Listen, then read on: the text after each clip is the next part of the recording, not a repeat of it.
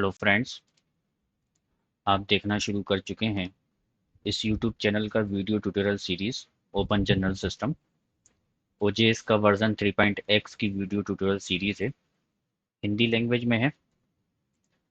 आप इस चैनल को सब्सक्राइब कर लीजिए और बेल आइकन प्रेस कर दीजिए ताकि आपको सभी ओजेएस से रिलेटेड सभी वीडियोस के अपडेट्स मिलते रहें। ओजेएस से रिलेटेड कोई प्रॉब्लम हो, होस्टिंग से रिलेटेड कोई प्रॉब्लम हो, प्लगइन से रिलेटेड कोई प्रॉब्लम हो, थीम से रिलेटेड कोई प्रॉब्लम हो, पब्लिकेशन से रिलेटेड कोई प्रॉब्लम हो तो आप मुझे कमेंट्स करके बता सकते हैं। वीडियो काम का लगे तो लाइक्स एंड शेयर ज़रूर करें। कोई एडवाइस हो तो आप मुझे कमेंट्स करके बता सकते हैं।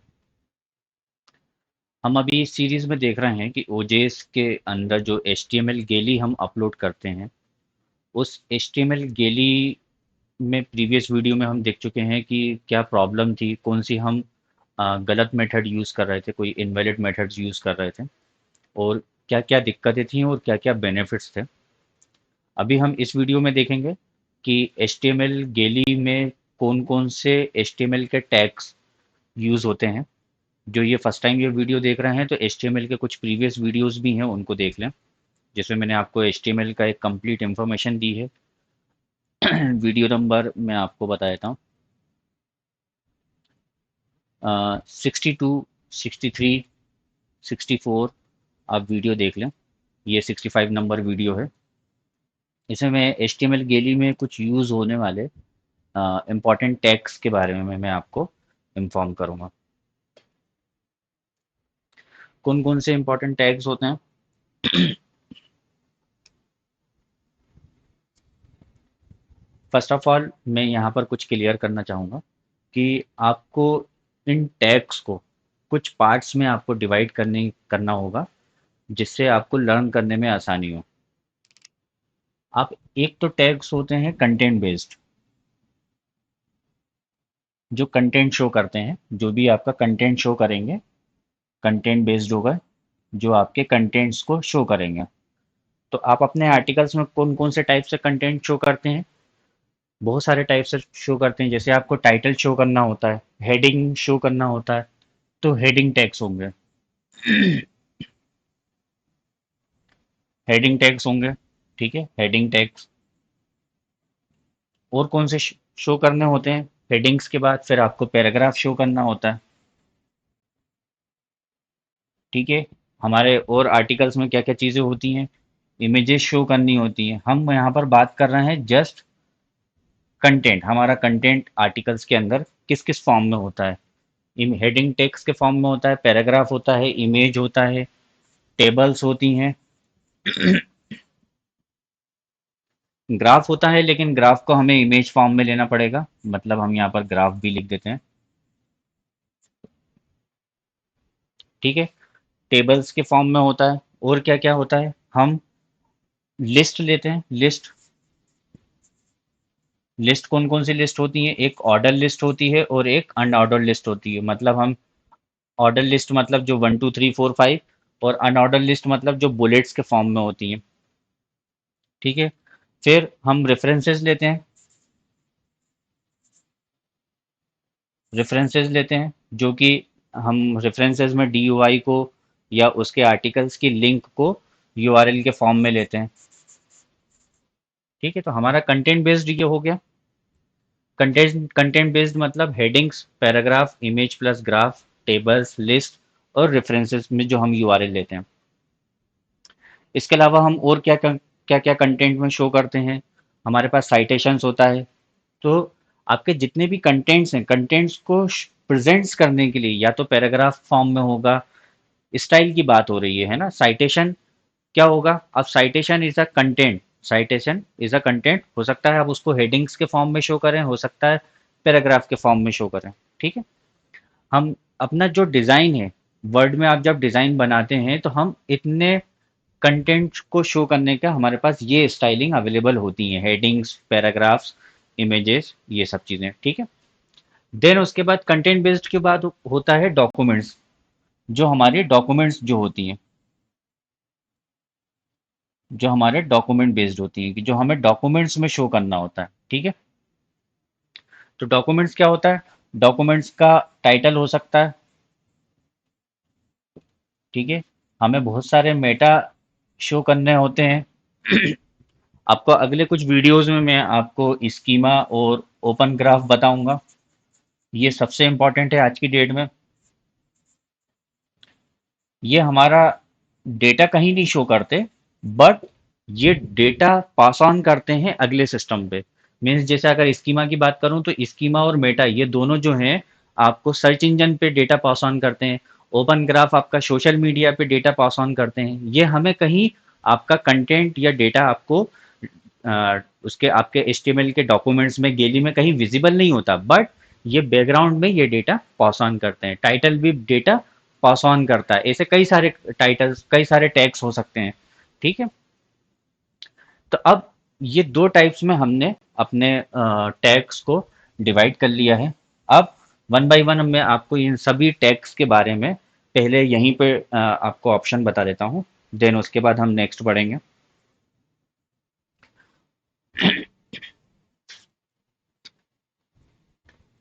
अभी जैसा कि हम देख रहे हैं हमारा कंटेंट बेस्ड में कौन कौन से हैं।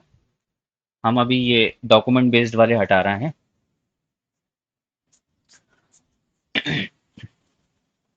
कंटेंट बेस्ड में आ जाते हैं। सबसे पहले हमारा कंटेंट बेस्ड में जो आता है वो हेडिंग आता है।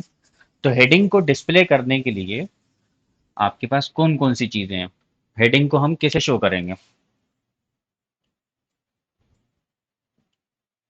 हेडिंग को आप कैसे शो करेंगे, तो हेडिंग जो होता है, हेडिंग का टैग होता है एच।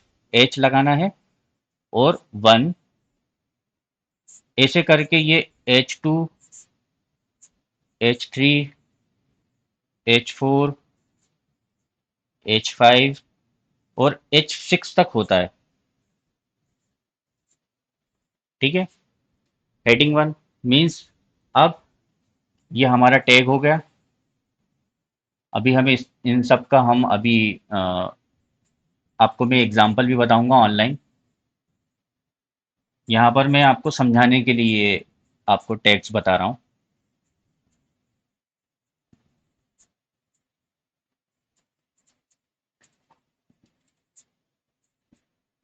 अब यहाँ पर जो हेडिंग वन है वो सबसे लार्जेस्ट साइज ऑफ हेडिंग है। यहाँ पर हेडिंग जो है वो सबसे लार्जेस्ट साइज ऑफ हेडिंग है। ये हेडिंग वन जो है सबसे लार्जेस्ट साइज है, लार्जेस्ट, ये लार्जेस्ट साइज है, ठीक है। और ये हेडिंग का ही सबसे स्मॉलेस्ट साइज है, ठीक है। इसके बाद हेडिंग 7, 4, 8, 9 कुछ नहीं होता है ना। तो अगर हम सबसे हमारे डॉक्यूमेंट्स में HTML गैलीज में जो सबसे बड़ा साइज का जो हेडिंग होगा वो हम H1 में लेंगे। उसके बाद जो होगा उसी सीक्वेंस में हम चलेंगे। फिर H6 हमें कहाँ पर लेना है, H5 कहाँ लेना है, H4 कहाँ लेना है। इसके अलावा अगर कोई होगा तो हम उसको दूसरे टैग्स में लेके चलेंगे, ठीक है।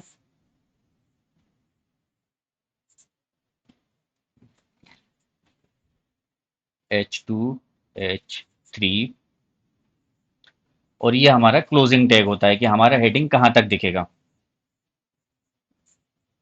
ठीक है। क्लोजिंग टैग में अगर हम नहीं लगाते हैं तो वो जहाँ डॉक्यूमेंट्स के एंड तक जो भी आपका टेक्स्ट होगा वो उसको उस हेडिंग में ले लेगा। जैसे आपने हेडिंग वन ओपन तो कर दिया बट आपने क्लोज नहीं करा उसको सही जगह पर, तो उसके बाद का जितना भी टेक्स्ट होगा वो सब हेडिंग वन में शो करेगा, ठीक है। और एररफुल हो जाएगा आपका डॉक्यूमेंट, जो है एररफुल हो जाएगा, वो कहीं यूज में नहीं आएगा। तो इसका मतलब ये है कि हमारे डॉक्यूमेंट्स में अगर कोई चीज़ ओपन हुई है तो हमें स्पेसिफिक उसको इमीडिएट आपको क्लोज भी करना है। मतलब पहले आप ओपन और क्लोज टैग लिखेंगे, फिर उसके बीच में आपको अपना कंटेंट लिखना है, ठीक है। अब यहाँ पर सवाल उठता है कि मान लीजिए कि हमारा फिर भी अगर हमारा हेडिंग S6 तक नहीं हो पा रहा है तो हमें कई जगह और भी कई सारी चीज़ें यूज़ करनी होती हैं।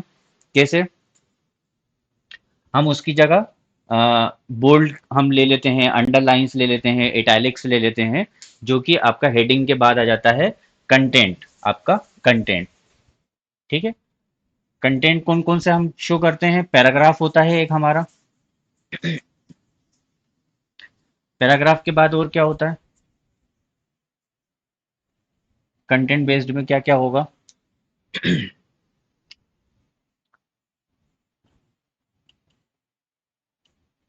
कंटेंट में हमारा एक होता है पैराग्राफ, जहां पर हम पैराग्राफ शो करते हैं।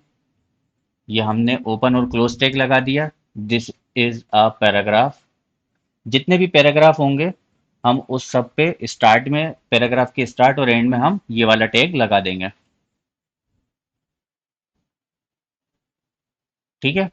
अब हमें इसी कंटेंट में और कौन कौन सी चीज लेनी पड़ सकती है, हमें हो सकता है किसी स्पेसिफिक जगह को हमें पैराग्राफ के अंदर बोल्ड करना पड़े, मतलब this is a bold content. ये हमारा पैराग्राफ है, इसमें हमें हो सकता है कोई बोल्ड करना पड़े, तो हम कैसे बोल्ड करेंगे? हम वहां पर उसके बीच में बी टैग लगा देंगे। कहाँ तक बोल्ड करना है? यहाँ तक बोल्ड करना है, तो बी टैग लगाएंगे। ठीक है। P, P for paragraph, B for bold. Bold की जगह और भी दूसरे टैग यूज होते हैं। एक होता है स्ट्रॉन्ग। ठीक है, स्ट्रॉन्ग टैग भी यूज कर सकते हैं। ओपन है तो क्लोज भी होगा। ठीक है। ऐसे ही हमारे पैराग्राफ में हम अगर किसी कंटेंट को अगर हमें अंडरलाइन करना है, तो हम यू टैग यूज करते हैं for the underline, for the underline. Open है तो क्लोज टैग भी होगा। ठीक है। ऐसे ही इटैलिक के लिए भी आई होता है। इटैलिक कंटेंट के लिए आई होता है। ठीक है। ये जितने भी टैग्स होते हैं वो स्मॉल लेटर में होते हैं, कभी भी हम कैपिटल लेटर नहीं लेंगे। ऐसा नहीं है कि कैपिटल लेटर ले लेंगे तो कोई नुकसान हो जाएगा। हम ले सकते हैं, कैपिटल भी ले सकते हैं, स्मॉल भी ले सकते हैं, लेकिन बेटर होगा कि बेस्ट क्या होगा कि आप उसको स्मॉल लेटर में ही लिखें। ठीक है। इटैलिक और आई की जगह ईएम भी आपको कई जगह लिखने को मिल सकता है, ईएम टैग। ठीक है। इसके अलावा टैग्स तो बहुत सारे होते हैं जिससे हम अलग अलग चीज़ें कर सकते हैं, स्ट्राइक थ्रू कर सकते हैं, है ना। ओवर अंड मतलब ऊपर की तरफ जो अंडरलाइन आता है, टॉप अंडरलाइन आता है, इस तरीके से कई सारे हो सकते हैं, लेकिन वो इतनी डिटेल आपके गेलीज में यूज नहीं होती है। हमारे पास इतने ही गेलीज में हम यूज करते हैं कंटेंट बेस्ड में। ठीक है। और क्या हम करते हैं कंटेंट बेस्ड में?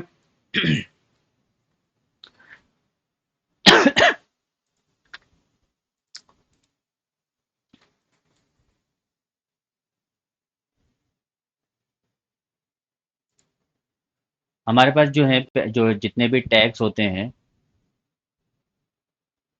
ब्लॉक्स वगैरह होती हैं। ठीक है। और आपने देखा होगा हम पैराग्राफ का फर्स्ट लेटर हम जो है कैप्स लॉक में ले लेते हैं, बड़ा साइज का ले लेते हैं, ब्लॉक कोड कहते हैं उसको।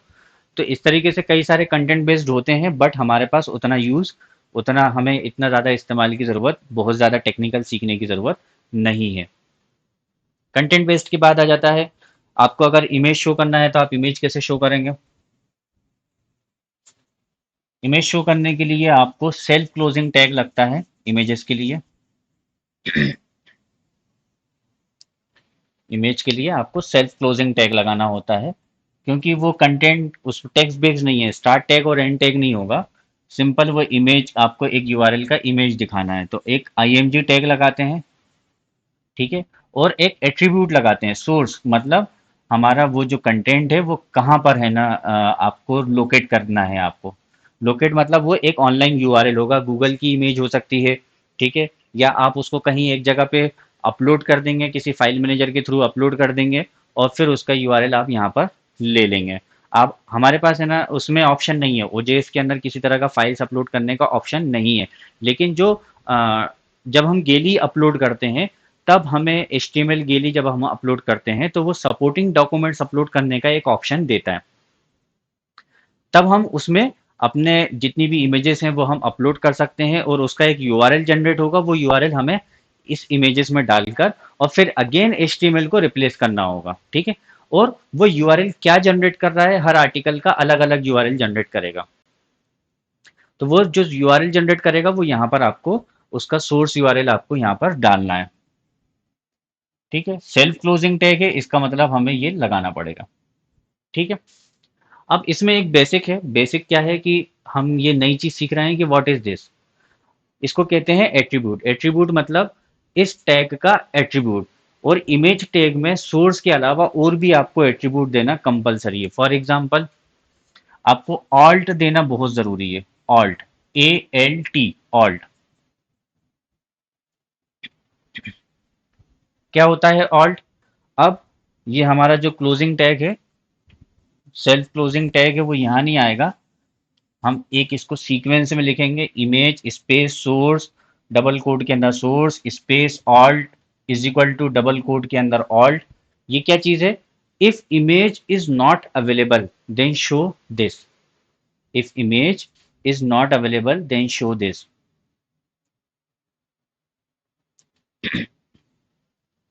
इमेज का सोर्स लोड अगर नहीं हुआ तो उसकी जगह पे ये जो टेक्स्ट है ये शो करेगा एक इमेज के फॉर्म में। ठीक है, ये टेक्स्ट को। तो ऑल्ट इज कंपलसरी। वैसे तो कई जगह कई सारे टेक्स्ट पे अगर आप टाइटल देते हैं, टाइटल एट्रीब्यूट है ना, हो सकता है हम पैराग्राफ पे भी टाइटल दे सकते हैं, हेडिंग पे भी। जो उसके उस जो हमारा कंटेंट शो हो रहा है उसके ऊपर हम जब माउस ओवर करेंगे तो अगेन उसका एक जो टाइटल एट्रीब्यूट के अंदर जो इन्फॉर्मेशन लिखी होगी वो हमें शो करेगा। ये मैं आपको अभी एग्जांपल में मैं आपको बताऊंगा। ठीक है, बट इसमें ऑल्ट जो है वो बहुत ज़रूरी है इमेज इमेज के अंदर। नेक्स्ट आ जाती है टेबल। अब जो आपके ग्राफ होंगे वो भी आप इमेज में ही शो करेंगे, है ना। नेक्स्ट आ जाती है टेबल। टेबल को कैसे करेंगे?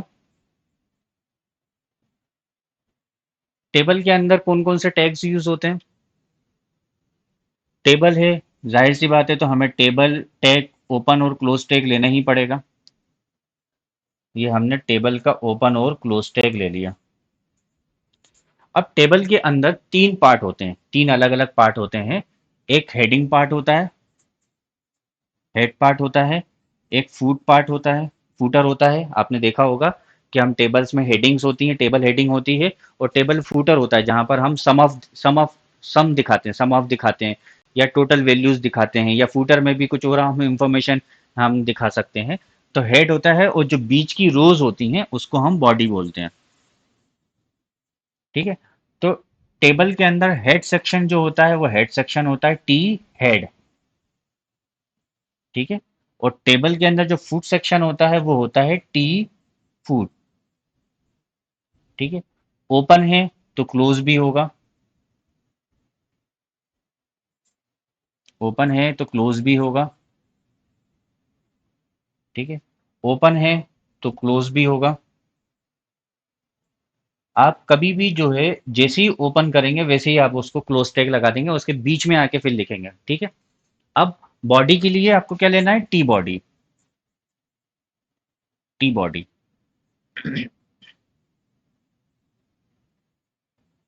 ठीक है, फिर हमें डिफाइन करना होता है रो।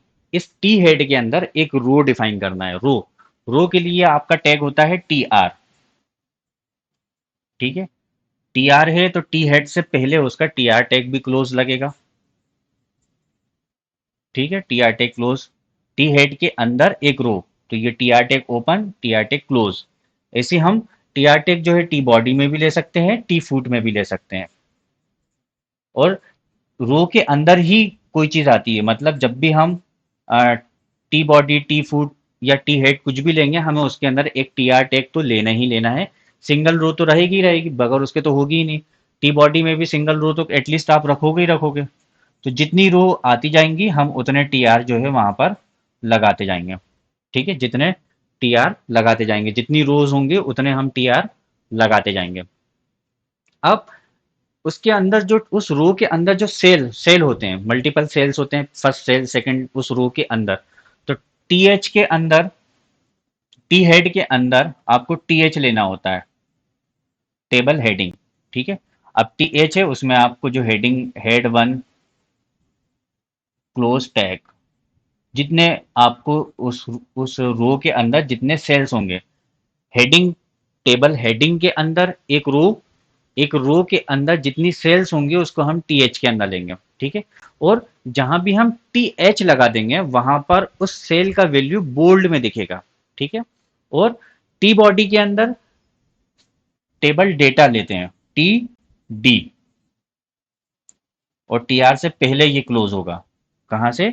टीआर के अंदर अंदर क्लोज होगा। ठीक है, या हम इसको यहाँ क्लोज ना करके,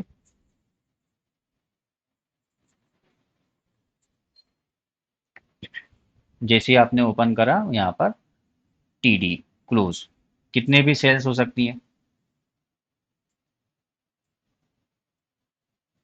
अब यहाँ पर एक चीज ध्यान देने वाली बात है, टीआर के अंदर टीआर के अंदर अगर आप टीएच दे देंगे तो वो सेल आपका बोल्ड दिखेगा, टीडी दे देंगे तो नॉर्मल दिखेगा। ठीक है, तो टी फुट के अंदर कोई स्पेसिफिक कोई टैग नहीं होता।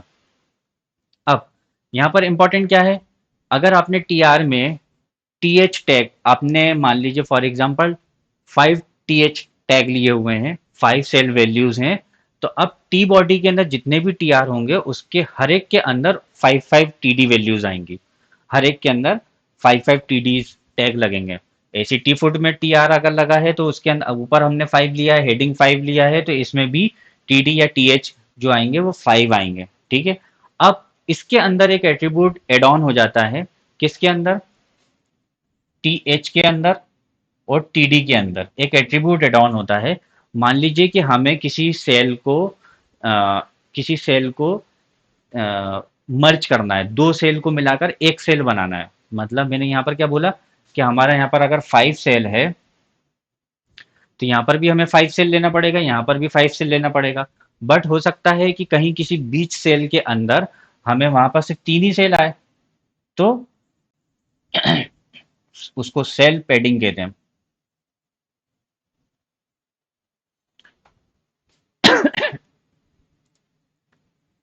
सेल को मर्ज करने के लिए वहां पर हमें एट्रीब्यूट लगाना पड़ता है।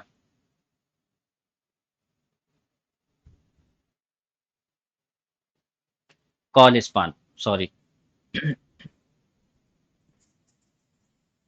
रो स्पान भी होता है और कॉल स्पान भी होता है। कॉल स्पान और रो स्पान, ये किस लिए होता है? ये सेल को मर्ज करने के लिए होता है। कितने नंबर ऑफ सेल मर्ज करना है वो यहाँ पर वैल्यू आ जाती है, 3 नंबर, 2 नंबर, 4 नंबर, जितने भी। रो स्पान आपके फॉर एग्जांपल मैं एक यहाँ पर बना के बताता हूँ। ये हमारी टेबल है, टेबल आ गई, टेबल हेडिंग हो गई, टेबल फूटर हो गया। अब एक रो, दो रो, ये हमारे कॉलम हो गए। अब इस रो के अंदर ये हमारी, ये आ गया, ये एक और रो है, this is row span.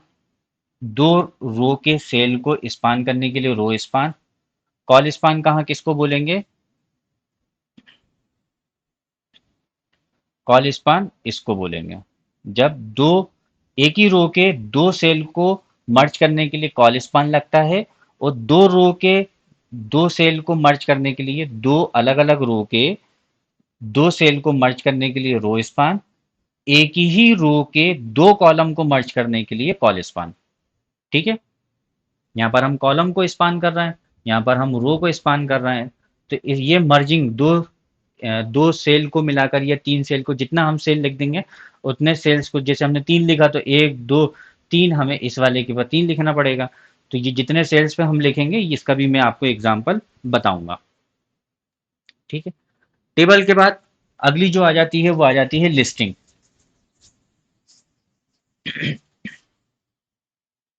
List show करने के लिए आपको दो टैग यूज होते हैं, O L, U L.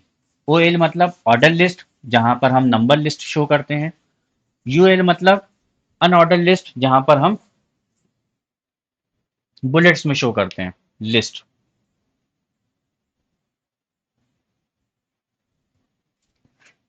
O L और यू एल, ओपन है तो क्लोज भी होगा, ओपन है तो क्लोज भी होगा। ठीक है, अब ओ एल मतलब ऑर्डर लिस्ट, यूएल मतलब अनऑर्डर लिस्ट। हमारा जो विजिबल है इसमें ऑर्डर लिस्ट में जो आएगा वो हर एक लिस्ट पे 1 2 3 4 एक नंबरिंग जोड़ती चली जाएगी। यूएल में अनऑर्डर लिस्ट आएगी, अनऑर्डर लिस्ट मतलब बुलेटेड लिस्ट में दिखेगी। और 0.1, 0.2, 0.3, 0.4 पॉइंट्स बनाने के लिए हमें टैग लेना होता है LI। LI, ठीक है, जितने हम पॉइंट्स बनाना चाह रहे हैं, चाहे आपका ऑर्डर लिस्ट में हो चाहे अनऑर्डर लिस्ट में हो। LI।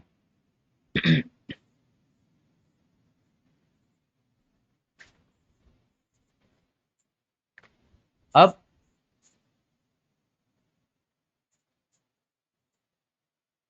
यहाँ पर हमने दो पॉइंट्स लिए, तो पहला नंबर OL लगा हुआ है, तो पहला पॉइंट जो है आपको 1 दिखेगा, दूसरा ऑटोमेटिक 2 हो जाएगा, तीसरा आपका 3 हो जाएगा।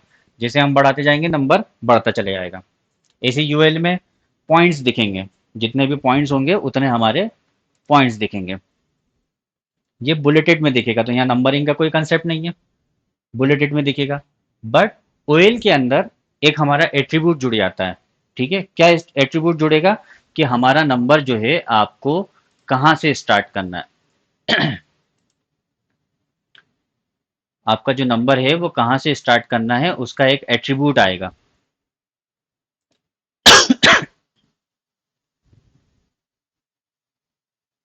Start, start attribute. तो हम उसको कैसे डिफाइन करेंगे, यहाँ पर ये हमारा जो टैग होगा वो ऐसा हो जाएगा,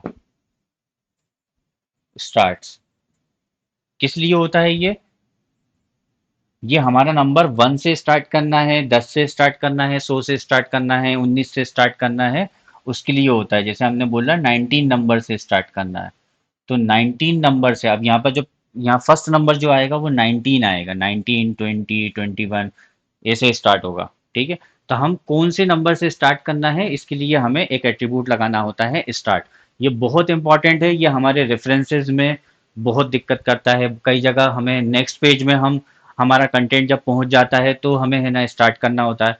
मतलब हमारा हमने ये एक पेज लिया हुआ है, यहाँ पर हमारे नंबर लिस्ट एक दिख रही है, लेकिन नेक्स्ट पेज में जाके फिर से वो नंबर लिस्ट जो है 1 2 3 से स्टार्ट हो जाती है, जबकि हमें यहाँ से इसको कंटिन्यू करना होता है। तो कंटिन्यू करने के लिए क्या करना होगा, यहाँ पर जहाँ पर एंड हुआ है तो हमारी यहाँ पर की कोडिंग पे हम OL के अंदर स्टार्ट एट्रीब्यूट लगाएंगे। जो भी हमारा जहाँ भी लास्ट पेज की एंड होगी वहां पर हम लगाएंगे, हमको स्टार्ट एट्रीब्यूट करना पड़ेगा। ठीक है, ये चीज जो है वर्ड्स के अंदर ऑटोमेटिक हो जाती है कि नेक्स्ट पेज में भी वो नंबरिंग कंटिन्यू रहती है, बट ऐसा इसके अंदर आपको मेंशन करना पड़ता है, आपको नेक्स्ट पेज पे भी जाके आपको मेंशन करना पड़ेगा। OL को जो है स्टार्ट एट्रीब्यूट का आपका यूज आएगा। UL के अंदर हमें कुछ नहीं करना पड़ता है, UL तो बुलेटेड होता है, उसमें कोई नंबरिंग तो होती नहीं है, जहां से जहां जैसे भी कंटिन्यूटी में आप उसको रख सकते हैं। UL के अंदर सच कोई चीज होती नहीं है। लिस्ट के बाद लास्ट, लिस्ट के बाद क्या चीज होती है, लिस्ट के बाद होती है जैसे आपको रेफरेंसेस के अंदर क्रॉस रेफ की लिंक बनानी है, तो लिंक बनाने के लिए हम वहां पर यूज करते हैं ए टैग यूज करते हैं। ए टैग ये हमारे खास तौर से जो है रेफरेंसेस में यूज होती है। ठीक है, और कुछ एडवांस लेवल पे अगर हम जाना चाहें, एडवांस लेवल पे हम जाना चाहें तो हम पैराग्राफ के एंड पे रेफरेंस नंबर लिखते हैं 3, है ना, रेफरेंस नंबर लिखते हैं स्क्वायर ब्रैकेट के अंदर। तो ये रेफरेंसेस पे सीधे लिंक अप करने के लिए भी, मतलब मैंने इस 3 पे क्लिक करा तो रेफरेंस नंबर 3 पे पहुंचा देगा। आपके ही HTML डॉक्यूमेंट्स में रेफरेंस नंबर जो 3 होगा, जैसे ही मैंने इस पे क्लिक करा तो इस पे पहुंचा देगा, तो रेफरेंस नंबर 3 भी आप सीधे लिंक अप कर सकते हैं। ठीक है, तो इसके लिए भी हमारा रेफरेंस नंबर 3 सीधे लिंक अप होता है। हम इसके लिए जो टाइप सेटिंग के जनरली बहुत सारे जो सॉफ्टवेयर्स होते हैं वो ये टास्क परफॉर्म नहीं करते हैं। ये आपको टास्क परफॉर्म करना होता है, मैनुअली परफॉर्म करना, ये मैनुअली आपको करना होता है। तो दिस टाइप ऑफ लिंकिंग के लिए भी, और रेफरेंसेस के अंदर जो DOI होता है, URL होता है, उसकी लिंकिंग के लिए भी हमें ए टैग यूज करना पड़ता है, और हमें HREF एट्रीब्यूट लगता है। URL मतलब लोकेशन, और ये सेल्फ क्लोज नहीं होता, आपको किस टेक्स्ट को लिंक बनाना है। जैसे मेरे को इस चीज को लिंक करना है रेफरेंस नंबर 3 से, तो मुझे इस जहां भी स्क्वायर ब्रैकेट 3 लिखा होगा उससे पहले ये ए टैग लगाना पड़ेगा, एच लगाना पड़ेगा, एच में यूआरएल देना पड़ेगा, और टैग क्लोजिंग, और यहाँ पर टैग क्लोजिंग।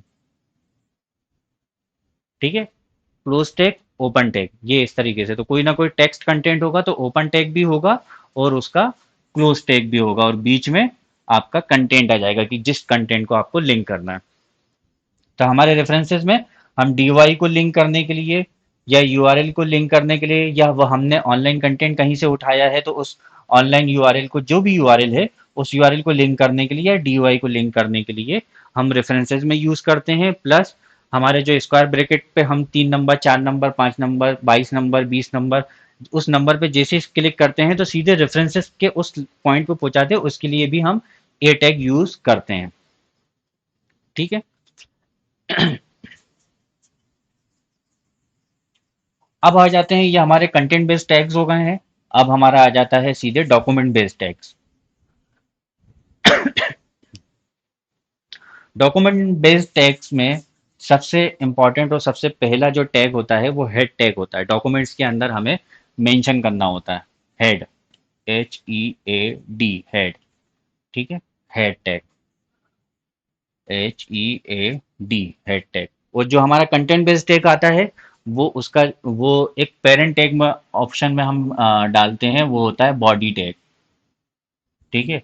अब इस बॉडी टैग में जो भी हम डिफाइन करेंगे, पैराग्राफ कंटेंट बेस्ड टैग्स को जो भी हम डिफाइन करेंगे वो हमें HTML को ओपन करने पे हमें व्यू होगा, दिखेगा, विजिबल होगा।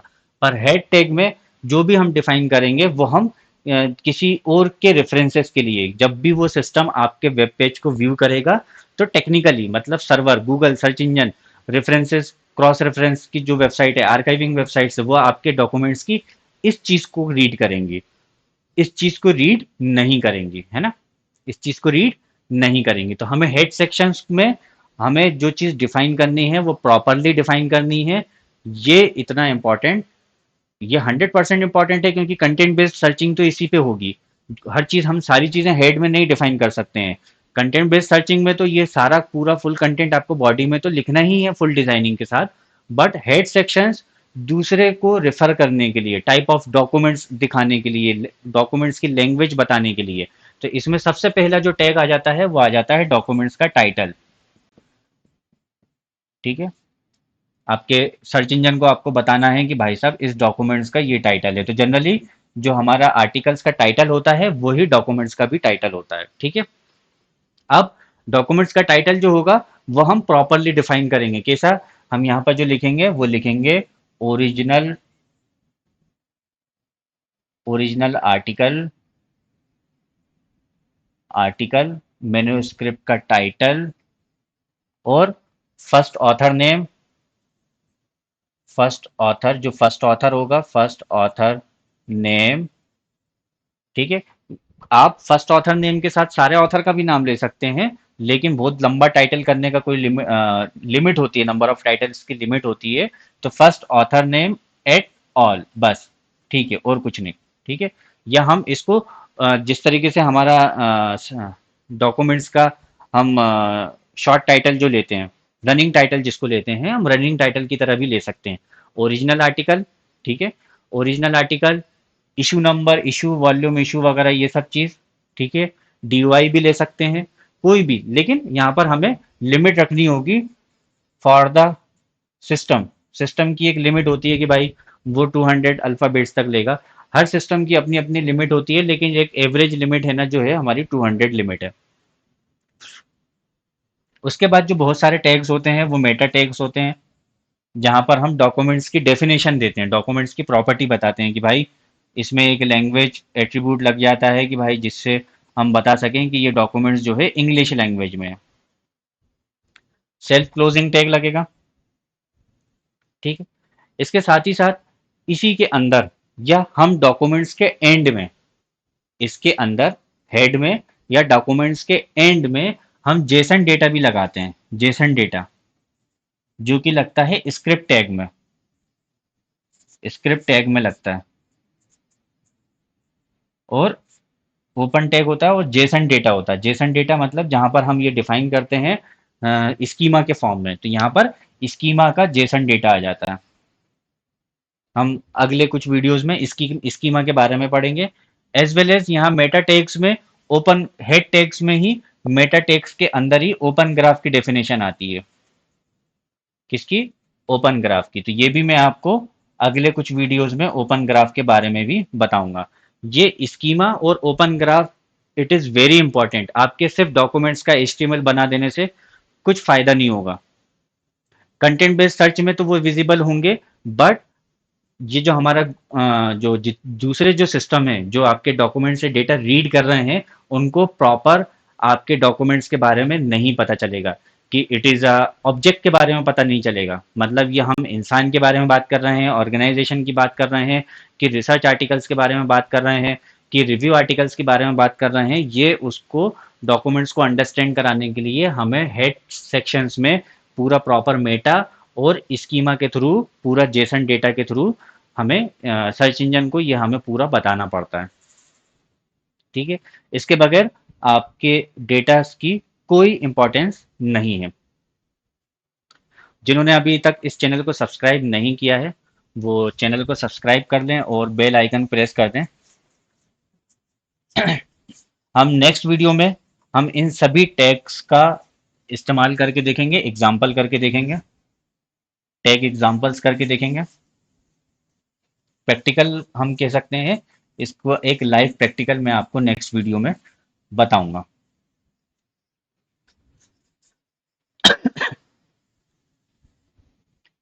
ठीक है? अपकमिंग वीडियोस में मैं स्कीमा बताने वाला हूँ, ओपन ग्राफ बताने वाला हूँ, एचटीएमएल टैग्स का एग्जांपल बताने वाला हूँ, और स्कीमा के बारे में अगर बता रहा हूँ तो एक पूरा आर्टिकल्स का कन्वर्जन भी मैं आपको बताऊंगा। ओपन ग्राफ का यूज़ और उसका कन्वर्जन भी पूरा बताऊंगा। एक के हम टाइप सेटिंग का सॉफ्टवेयर भी यूज़ करेंगे, जिसके थ्रू हम ये कोडिंग जो हम जनरेट कर रहे हैं ये हमें मैनुअली ना लिखना पड़े, हमारा टाइम बच जाए।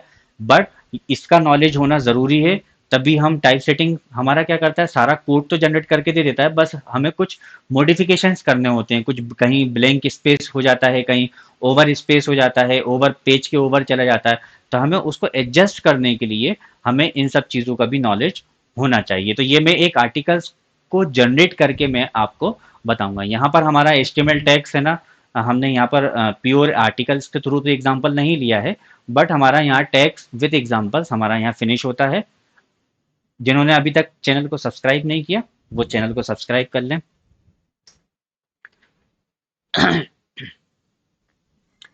इस वीडियो में बस इतना ही। Thank you.